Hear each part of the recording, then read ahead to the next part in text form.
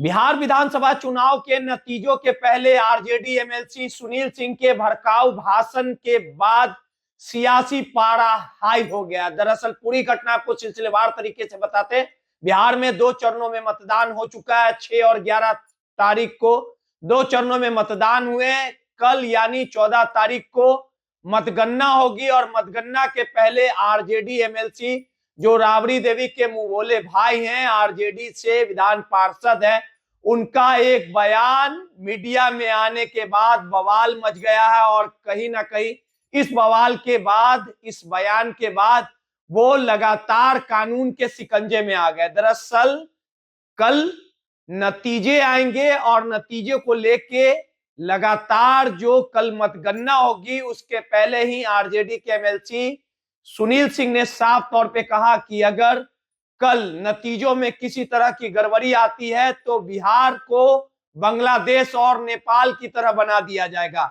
इस बयान के बाद पूरे बिहार में सियासत होने लगी। लगातार जेडीयू और बीजेपी अब सुनील सिंह पर हमलावर हैं और साफ तौर पे सुनील सिंह को घेरते नजर आ रहे हैं। इस पूरे मामले को लेके जहां जेडीयू, बीजेपी, आरजेडी और तेजस्वी यादव पर निशाना साध रही। अब इस पूरे मामले को लेके जो बिहार पुलिस है, पटना पुलिस है, वो तत्पर हो चुकी है और बिहार के डीजीपी के आदेश के बाद एमएलसी सुनील सिंह के खिलाफ पटना के साइबर थाने में एफआईआर दर्ज कर दिया गया है। एफआईआर आपको मोबाइल की स्क्रीन पे दिख रहा होगा कि किस प्रकार से साफ तौर पे कहा गया है कि आरजेडी के एमएलसी सुनील सिंह का जो बयान था, जो आपसी सौहार्द को बिगाड़ने का काम करता, और साइबर थाने में जो एफआईआर दर्ज किया गया है वो उस एफआईआर की जो प्राथमिकी जो दर्ज की गई है उसके दस्तावेज को हम आपको दिखा रहे हैं कि किस प्रकार से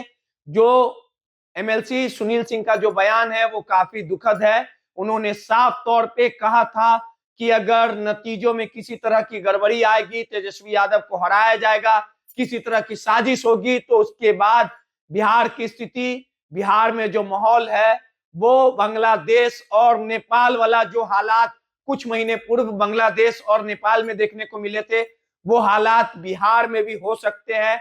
उनके इस भड़काऊ बयान के बाद एफआईआर दर्ज कर लिया गया है। पुलिस लगातार जो है वो जांच में जुटी है। आपको बता दें कि सुनील सिंह के इस बयान देने के बाद ही लगातार जो बिहार के डिप्टी सीएम है विजय सिन्हा ने जमकर निशाना साधा और कहा कि आरजेडी का चाल, चरित्र और चेहरा है, शुरू से यही रहा है। बिहार में जंगल राज वाला सरकार बिहार की जनता को नहीं चाहिए। 90 के दशक में जो बिहार की स्थिति थी वही स्थिति आरजेडी फिर से लाना चाहती है। आरजेडी एमएलसी सुनील सिंह के बयान के बाद एफआईआर दर्ज हो गया है। लगातार अब कानून के शिकंजे में एमएलसी सुनील सिंह फंस चुके हैं।